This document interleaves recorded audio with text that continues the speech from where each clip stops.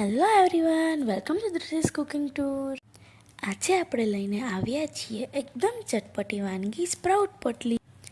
શિયાળામાં અને વરસતા વરસાદમાં ખાવાની મજા આવે તેવી આ સ્વાદિષ્ટ વાનગી. તો ચાલો બનાવવાનું શરૂ કરીએ. સ્પ્રાઉટ પોટલી બનાવવા માટે આપણે મગને 3 થી 4 કલાક જેટલા પલાળી દઈશું.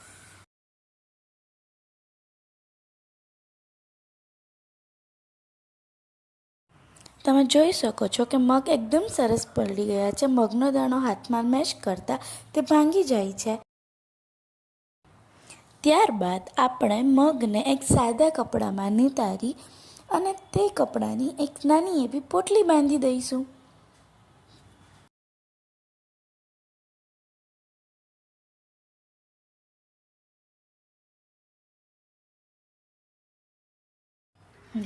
તમે જોઈ શકો છો કે આપણા સ્પ્રાઉટ કેટલા સરસ ઉગી ગયા છે.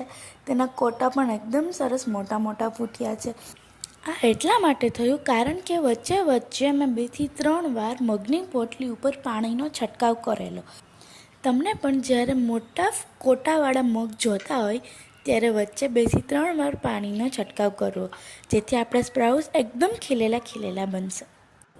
તો હવે આપણે સ્પ્રાઉટ પોટલીના ફાઇનલ ઇન્ગ્રીડિયન્ટ્સ જોઈએ તો તેમાં મેંદો, મીઠું, પાણી, ધાણા જીરું, આદુ મરચાંની પેસ્ટ, લીંબુ, હિંગ, દ્રાક્ષ, કાજુ, ગરમ મસાલો અને તેલ.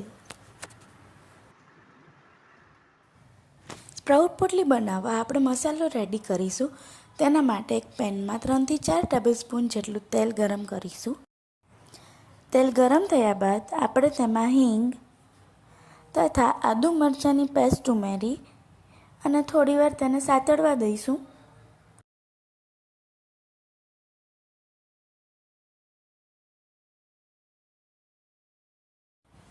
પેસ્ટ સતળાઈ જાય અને કચાશ દૂર થયા બાદ આપણે તેમાં સ્પ્રાઉટ ઉમેરીશું.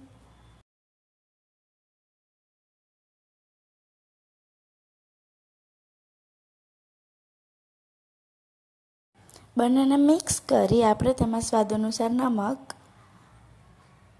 અને ધાણા જીરું એડ કરીશું અને મિક્સ કરી દઈશું.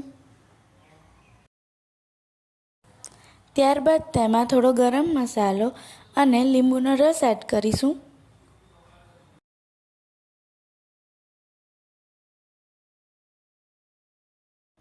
એક મિનિટ માટે સ્પ્રાઉટ સતળાઈ જાય ત્યારબાદ તેમાં લાસ્ટમાં કાજુ અને દ્રાક્ષ ઉમેરી દઈશું અને બધાને વ્યવસ્થિત મિક્સ કરી દઈશું.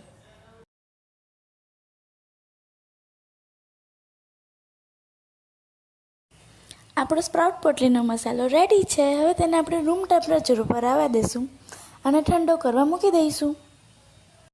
મસાલો ઠંડો થાય ત્યાં સુધી આપણે લોટ બાંધીશું.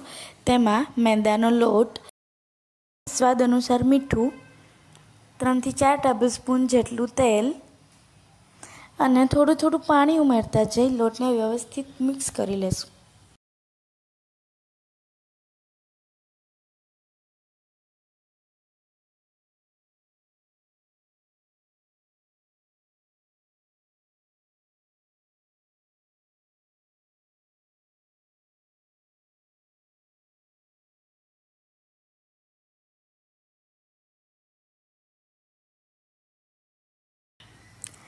આપણો આ લોટ મિક્સ થઈને રેડી છે. લોટની કન્સિસ્ટન્સી આપણે મેંદાની પૂરી વણીએ તે રીતની રાખવાની છે. લોટને 2 થી 3 મિનિટ રેસ્ટ આપ્યા બાદ આપણે તેમાંથી પૂરીના નાના નાના લુવા બનાવીશું.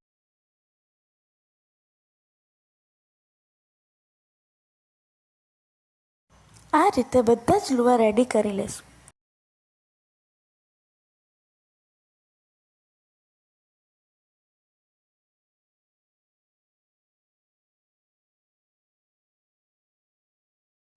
લુવામાંથી આપણે આ રીતે નાની નાની પૂરી વણીશું. નોર્મલ પૂરી જેટલી જ થિકનેસ રાખી અને આપણી બધી જ પૂરી વણી લઈએ. એક વાતનું યાદ રાખવું કે ભીનું કપડું ઉપર ઢાંકી દેવું જેથી પૂરી સુકાય નહીં.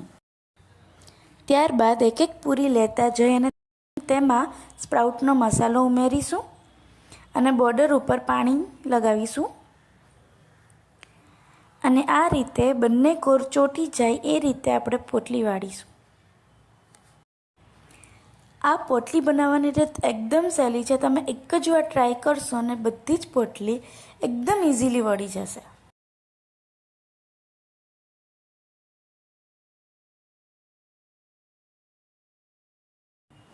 આ રીતે આપણે બધી જ પોટલી વાળી લઈશું.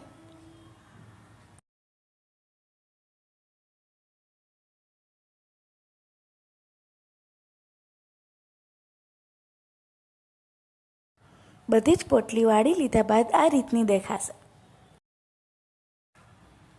ત્યારબાદ આપણે એક પેનમાં તેલ ગરમ કરવા માટે મૂકીશું અને મેંદાનું એક પોર્શન નાખતા તે તરત જ ઉપર આવી જાય આપણું તેલ તે રીતનું ગરમ રાખીશું. ત્યારબાદ આપણી પોટલીઓ આ રીતે ધીમે ધીમે કરીને પેનમાં ઉમેરીશું.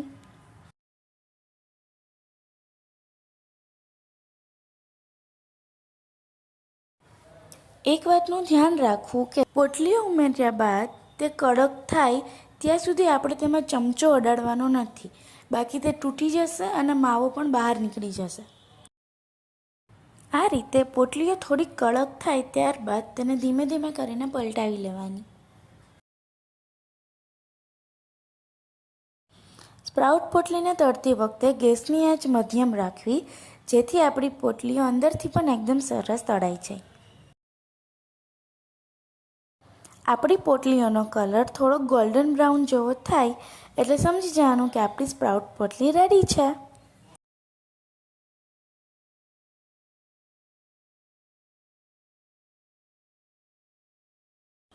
જુઓ, આ રીતનો સરસ લાઇટ બ્રાઉન જેવો કલર આવી જાય એટલે આપણે પોટલીઓને લઈ અને એક પ્લેટમાં કાઢી લેવાની.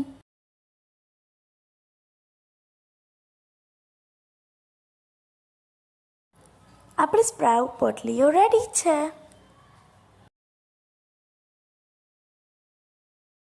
ત્યારબાદ આપણે તેને એક સર્વિંગ પ્લેટમાં લઈ અને સોસ અને મરચાં સાથે સર્વ કરીશું. તમને આ રેસીપી ગમી હોય તો પ્લીઝ દ્રષ્ટિસ કુકિંગ ટૂરની ચેનલને લાઇક કરો, શેર કરો, સબસ્ક્રાઈબ કરો અને કોમેન્ટમાં લખતા રહો કે તમને આ રેસીપી કેવી લાગી. તો મળતા રહીશું આવી જ નવી નવી રેસીપી સાથે દ્રષ્ટિસ કુકિંગ ટૂરમાં.